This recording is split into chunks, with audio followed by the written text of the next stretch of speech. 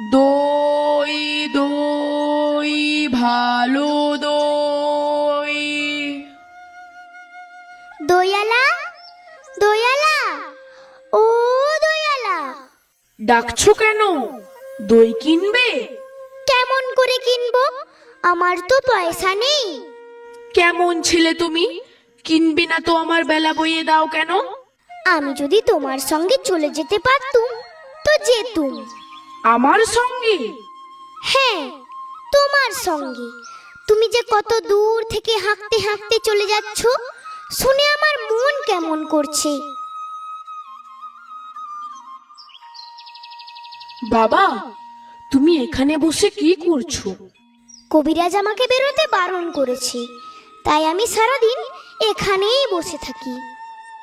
আহা, বাছা তোমার কি হয়েছে? আমি জানিনি, আমি তো কিছু পড়িনি, তাই আমি জানিনি আমার কি হয়েছে। দয়ালা, তুমি কোথা থেকে এসেছো? আমাদের গ্রাম থেকে এসেছি। তোমাদের গ্রাম? অনেক দূরে তোমাদের গ্রাম? আমাদের গ্রাম সেই পাঁচমুড়ো পাহাড়ের তলায়, শ্যামলী নদীর ধারে। পাঁচমুড়ো পাহাড়, শ্যামলী নদী?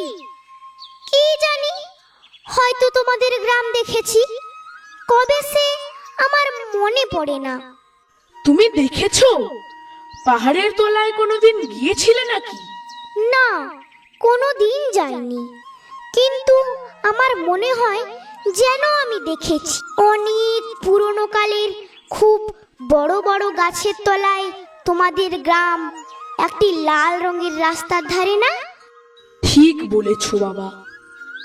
সেখানে পাহাড়ের গায়ে সব গরু চড়ে বেড়াচ্ছে। কি আশ্চর্য! ঠিক বলেছো, আমাদের গ্রামে গরু চড়ে বই কি, খুব চড়ে। মেয়েরা সব নদী থেকে জল তুলে মাথায় কলসি করে নিয়ে যায়, তাদের লাল শাড়ি পরা। বাহ বাহ, ঠিক কথা। আমাদের সব গয়লা পাড়ার মেয়েরা নদী থেকে জল তুলে তো নিয়ে যাই, তবে কি না তারা সবাই যে লাল শাড়ি পরে তা নয়।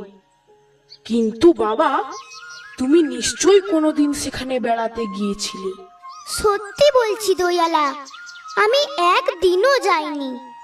কবিরাজ যেদিন আমাকে বাইরে যেতে বলবে, সেদিন তুমি নিয়ে যাবে তোমাদের গ্রামে। যাব বই কি বাবা, খুব নিয়ে যাব। আমাকে তোমার মতো ওই রকম দই বেচতে শিখিয়ে দিও, ওই রকম বাঁক কাঁধে নিয়ে, ওই রকম খুব দূরের রাস্তা দিয়ে। মরে যাই, দই বেচতে যাবে কেন বাবা? এত এত পুঁথি পড়ে তুমি পণ্ডিত হয়ে উঠবে। না না, আমি কখনো পণ্ডিত হব না। আমি তোমাদের রাঙা রাস্তার ধারে, তোমাদের বুড়ো বটের তলায় গোয়ালপাড়া থেকে দই নিয়ে এসে দূরে দূরে গ্রামে গ্রামে বেচে বেচে বেড়াবো। কি রকম করে তুমি বলো? দই দই ভালো